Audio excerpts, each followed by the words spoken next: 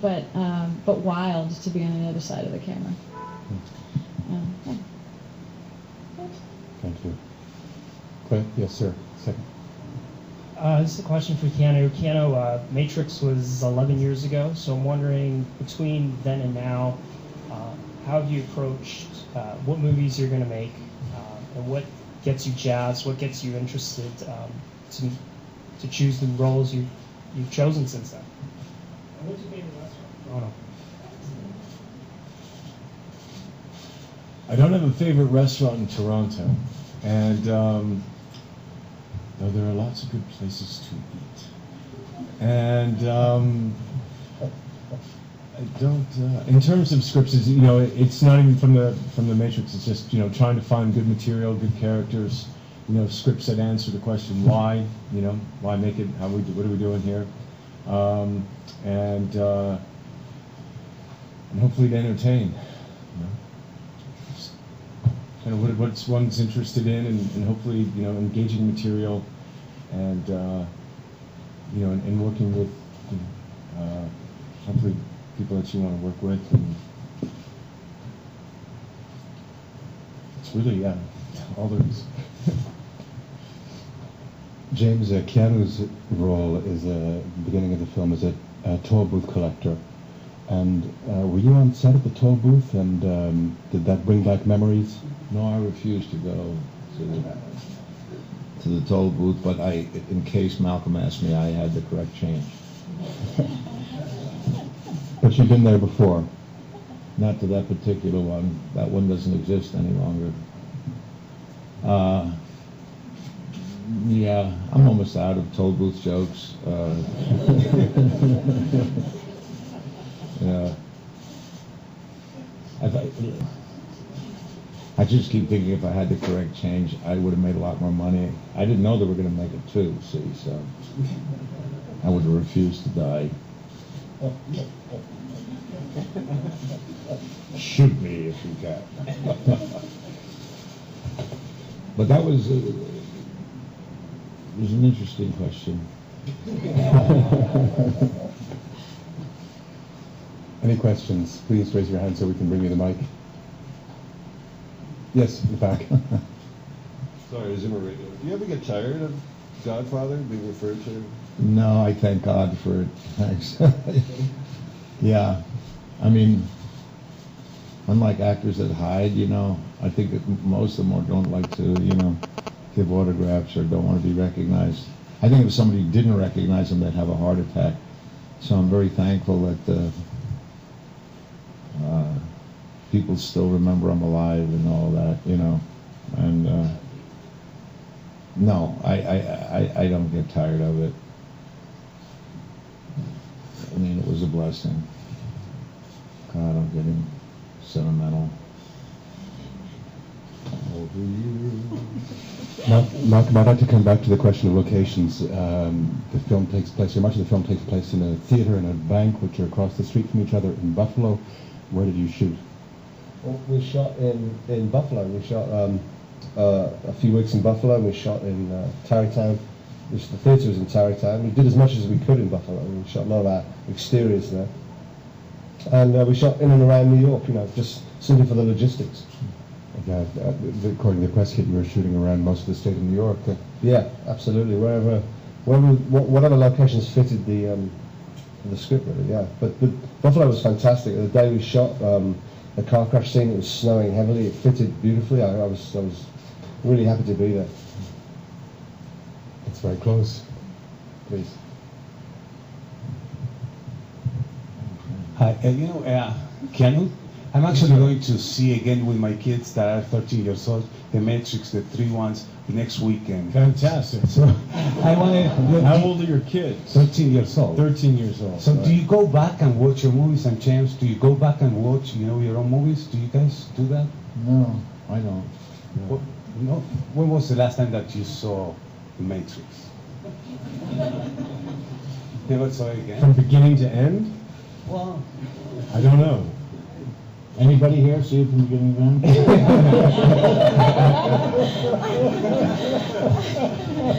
Once or twice.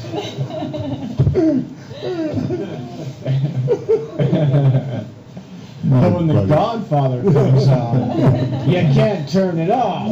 You gotta watch it from beginning to end. You know, it's like we're going out to dinner, and then the TV's on in the background. The Godfather's playing, Caan's there. You're like, forget dinner. Yeah, because dinner and dinner are synonymous. You know? I mean, they eat, you know. It's like, People eat.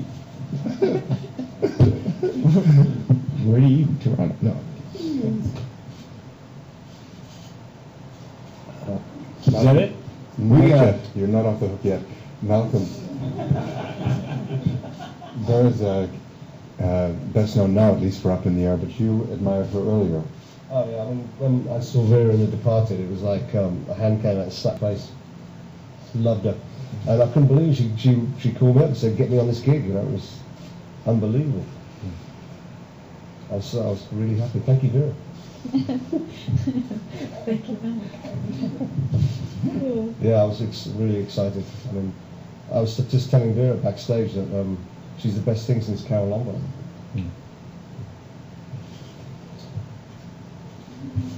That's a big statement. Even James was gobsmacked. He doesn't have nothing to say. She beat nice. the crap out of it. I never laughed so hard.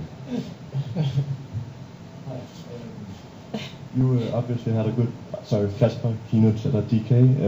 You obviously had a good time on set. In your experience, does that always lead to good films, or the other way around, or maybe some examples? Oh, do you mean I had a great time on set? Yeah, Malcolm just kept cutting, though. Malcolm kept cutting. That's because you kept We making kept laughing, so what? It's just tragic scene. I hate to have an argument in front of you people, so what? I used it. You know, it's my favorite one when I went to and you just thought, I never heard a laugh like that in my life, and you backed up. I was thinking, God, I wish we would have kept that. It was so ridiculous. I kept it. Did you? Yeah. Oh my God. No, I had a really good time with her. She's nuts, and it's fun. No, the truth of the matter is, you know, to be very serious, I've done 84 films, but I can say two things. The nicest people I've met, and I've met, you know, a lot of people, obviously, are always the most talented. I don't know how that works, but I figured it out. I mean, you know, there's not this diversionary tactic about trailers and their makeup and stuff like that. I mean, they're talented, and that's number one. Number two, that I don't care what the subject matter is. I mean, whether it's the tragedy of tragedies or a comedy or whatever, that I believe that the audience subconsciously can tell when people really enjoy working with each other. I think it just comes off the screen, which makes the movie much more enjoyable. And to me, you know, I feel it. I can tell when people, without analyzing it, I mean, it just comes off the screen. And those pictures, I would say, a large majority of the time are the pictures that I like most.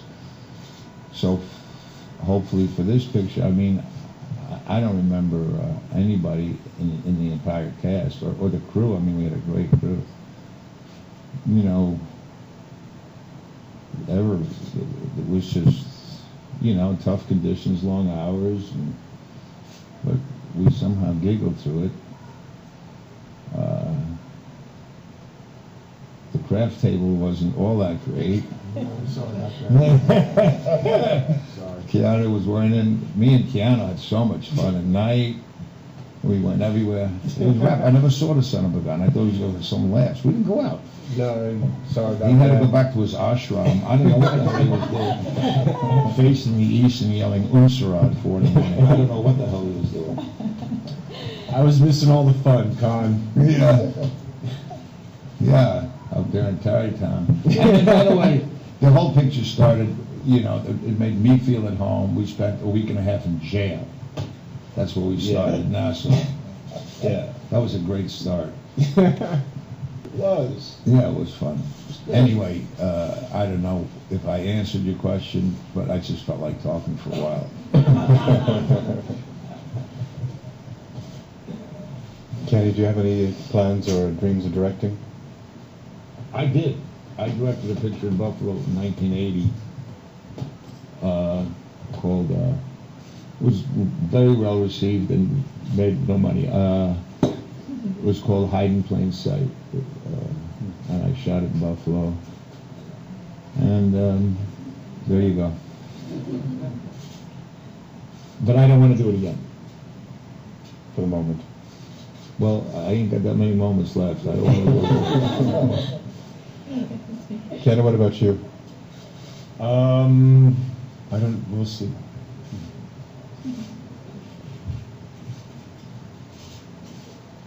Any questions? I'd like to thank our guests so much for bringing us this film, this delightful comedy. Thank you. Thanks, everyone. Thank you.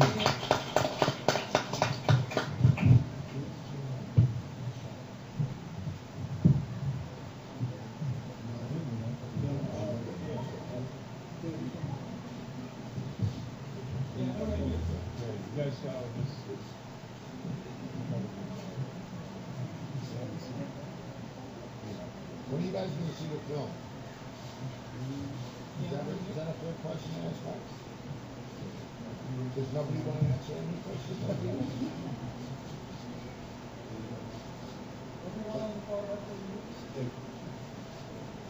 Seriously, do you guys get to see the film? Nope. Oh, yeah, you're dressed up. Keanu has a bunch of...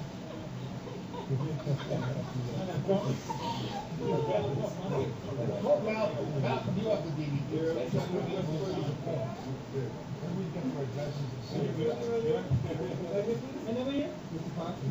Yes. I'll tell you what, if you all gather here tomorrow at 10, we'll do the whole thing live here, except for the driving part and stuff. James? Yeah.